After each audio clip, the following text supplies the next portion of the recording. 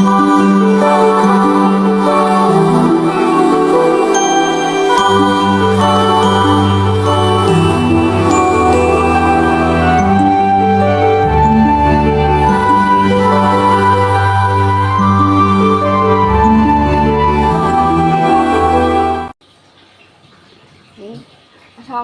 warahmatullahi wabarakatuh. Selamat pagi semuanya.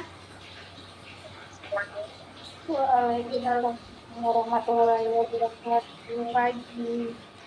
Oke, baik. Selamat datang di bimbingan kelompok kita pada hari ini. Sebelumnya perkenalkan, saya Sarah Anastasia Ramadhani sebagai pemimpin kelompok untuk bimbingan kelompok pada hari ini.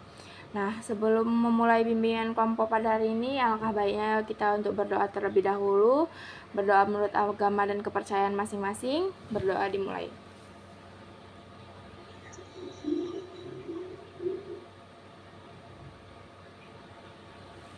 Berdoa selesai.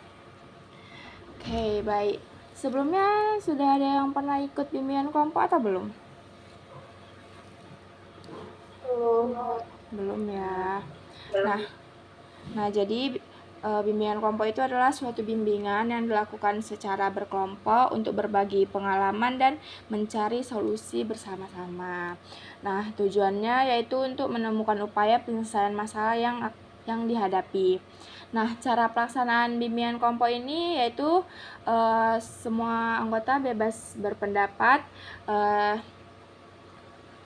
Kita nggak boleh menghakimi pendapat orang lain, kita harus menghargai pendapat satu sama lain gitu ya. Nah, topik yang dibahas pada hari ini yaitu rasa capek yang tidak hilang. Nah, menurut teman-teman semuanya nih, apa sih yang menjadi faktor penyebab dari rasa capek itu tidak hilang? Boleh berpendapat teman-teman? Oke, baik Kak Christine. Terima kasih Kak. Sebelumnya mungkin dari saya pribadi karena kemarin baru terjadi bencana ya, faktor penyebab rasa capek yang tidak hilang di dalam diri saya itu sebenarnya banyak faktor.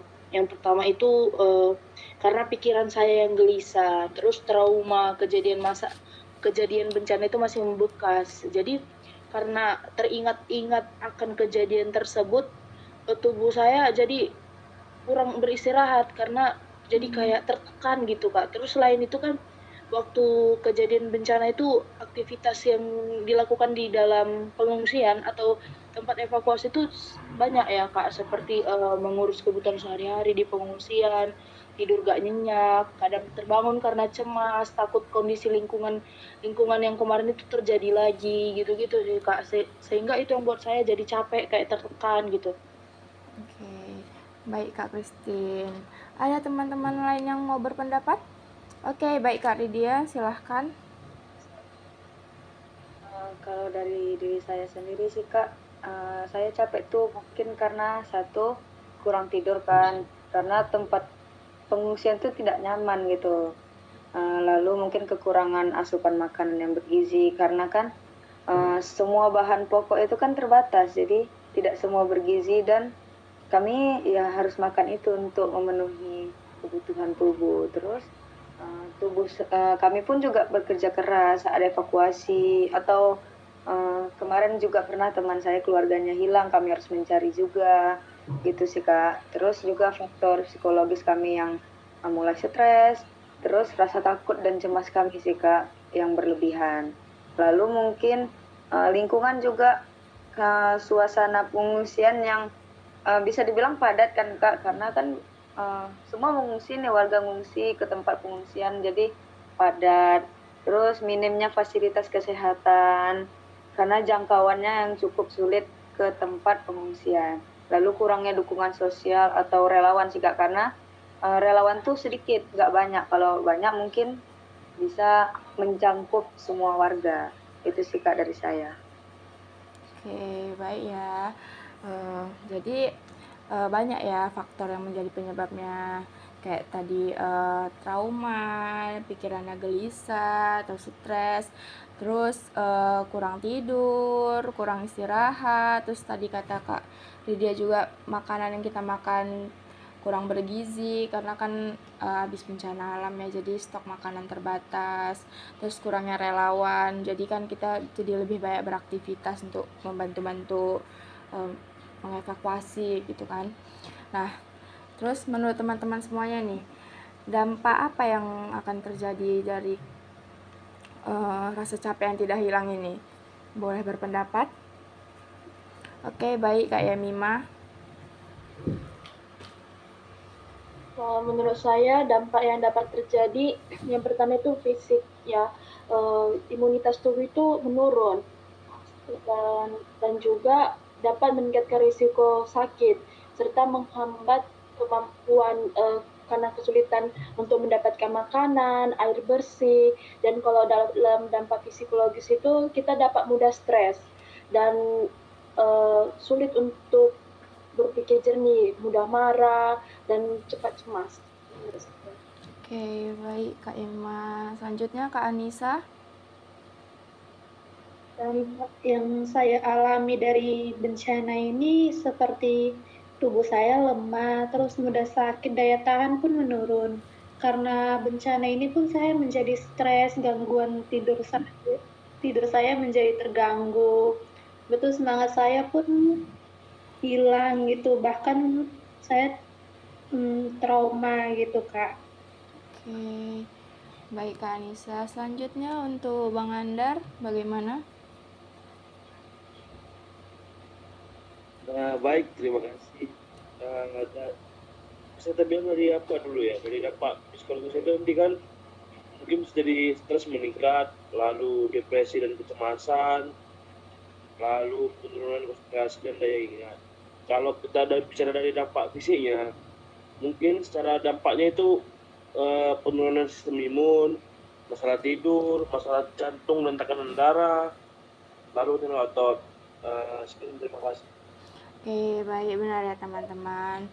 Dampaknya itu pasti banyak, terutama pasti imunitas tubuh kita juga menurun, terus bisa menyebabkan kita sakit, terus stres juga pasti, dan depresi, terus pasti karena kita kurang istirahat, pasti semangat kita itu menurun gitu ya. Nah, selanjutnya nih, solusi apa yang paling tepat untuk mengatasi rasa capek yang tidak hilang ini menurut teman-teman semuanya? Boleh berpendapat?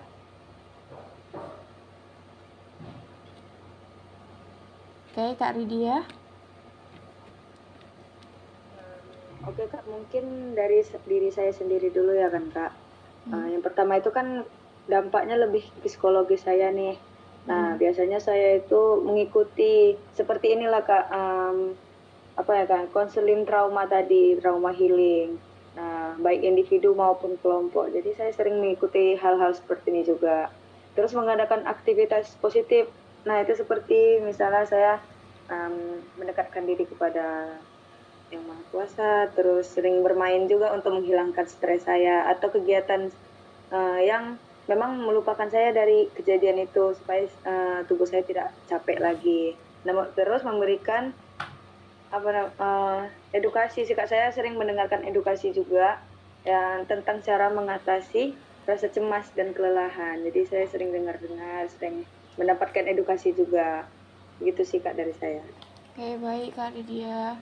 Apa Bang Andar mau berpendapat? Tidak. Soalnya raise hand dia ya. Oke, baik, benar ya kata Kak Lydia. Kita bisa melakukan banyak aktivitas yang jadinya kita lupa sama rasa capek kita.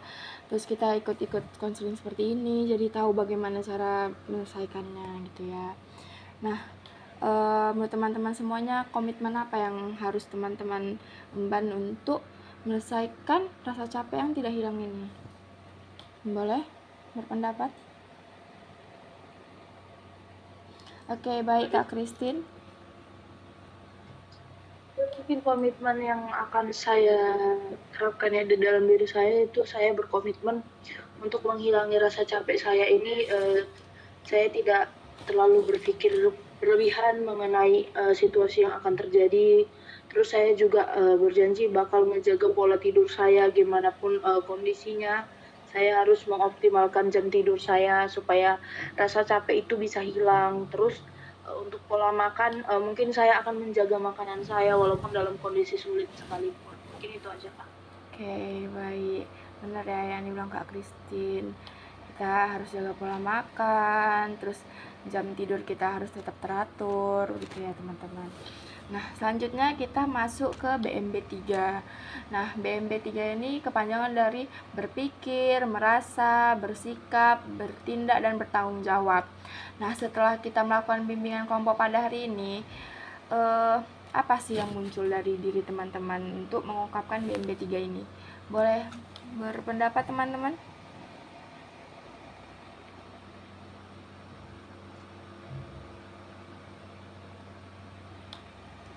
Ya, silahkan keluarkan pendapatnya teman-teman. Apa tadi Kak? Kelas tadi belum jelas. BMB 3 Bang Andar, yaitu berpikir, merasa, bersikap, bertindak, dan bertanggung jawab. Oke, baik Kak Yemima, boleh? Baik, dari BMP 3 yang pertama itu berpikir. Kita tidak perlu terlalu berpikir tentang masalah ini karena dapat menyebabkan kita stres. Jadi kita membawa dengan santai aja, jangan terlalu berpikir. Dan kalau merasa, emang kita selalu merasa lelah, tapi kita harus tidak terlalu dalam perasaan tersebut. Kita harus bersama-sama dengan keluarga supaya tidak merasa cepat untuk kelelahan, bersanda bersama, dan bersikap. Saya harus bersikap tenang dan sabar dan tidak egois, harus menyemangati diri saya supaya tidak terlalu terjebak dalam permasalahan tersebut, supaya saya tidak dapat cepat stres. Yang selanjutnya itu bertindak. Jika ada orang lain yang butuh bantuan, saya segera membantunya, dan saya juga harus mengatur pola tidur saya, mengatur pola makan saya, dan bertanggung jawab. Saya harus bertanggung jawab pada diri saya supaya menjaga kesehatan saya. Biarpun saya sudah mengalami bencana, saya juga harus mementingkan kesehatan saya, mengatur pola makan saya, dan selalu bersosialisasi, membantu dengan orang-orang sekitar saya. Oke, baik. Terima kasih ya Kak Yemima. Selanjutnya untuk Kak Anissa, boleh?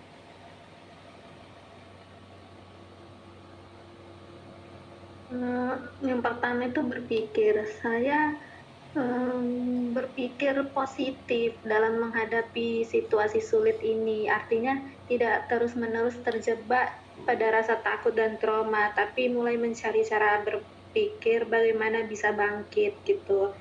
Yang kedua, merasa. Di sini saya mengelola perasaan saya. Korban saya berhak merasakan sedih, marah, tapi perlu diarahkan agar tidak berlarut-larut. Baru itu bertindak. Saya bertindak seperti menjaga pola tidur, ikut serta dalam kegiatan kelompok di pengungsian. Habis itu bertanggung jawab. Saya bertanggung jawab pada diri sendiri, yang artinya untuk menjaga kesehatan fisik dan mental saya.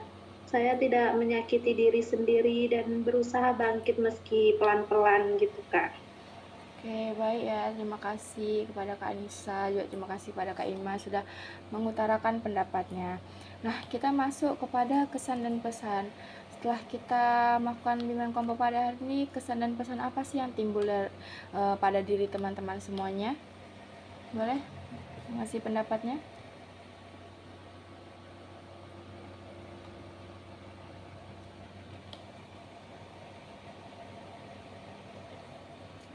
Atau mungkin Bang Andar? Oke, baik Kak Christine. Pesan dan kesan yang dapat saya ambil dari bimbingan kelompok kali ini, mungkin bimbingan kelompok kali ini sangat berkesan buat saya ketika saya menghadapi bencana selanjutnya. Mungkin saya lebih mempersiapkan diri lagi ya, kayak menjaga pola tidur saya, tetap tidak berpikir berkepanjangan terlalu memikirkan hal tersebut, lebih mendekatkan diri lagi ke keluarga. Untuk pesan saya juga buat teman-teman yang lain supaya walaupun dalam kondisi bencana, walaupun dalam keadaan yang susah nih, dalam keadaan yang sulit waktu ketika bencana, alangkah baiknya lah teman-teman kesehatan tetap dijaga, jangan berlarut-larut karena kesedihan akan kehilangan barang-barang mungkin yang terbawa oleh bencana. Mungkin itu aja sih Kak. Oke, baik. Terima kasih ya Kak Christine. Nah, teman-teman, ini sudah di akhir dari bimbingan kelompok kita pada hari ini. Semoga apa yang telah kita dapat pada hari ini bermanfaat bagi kita dan bisa kita terapkan ya pada kehidupan kita sehari-hari. Nah, sebelum mengakhirinya, langkah baik kita untuk berdoa terlebih dahulu. Berdoa menurut agama dan kepercayaan masing-masing. Berdoa dimulai.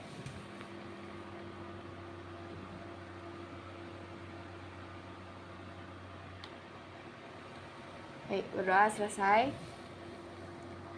Terima kasih teman-teman semuanya sudah mengikuti bimbingan kelompok pada hari ini. Saya ucapkan selamat pagi dan wassalamualaikum warahmatullahi wabarakatuh. Waalaikumsalam warahmatullahi wabarakatuh.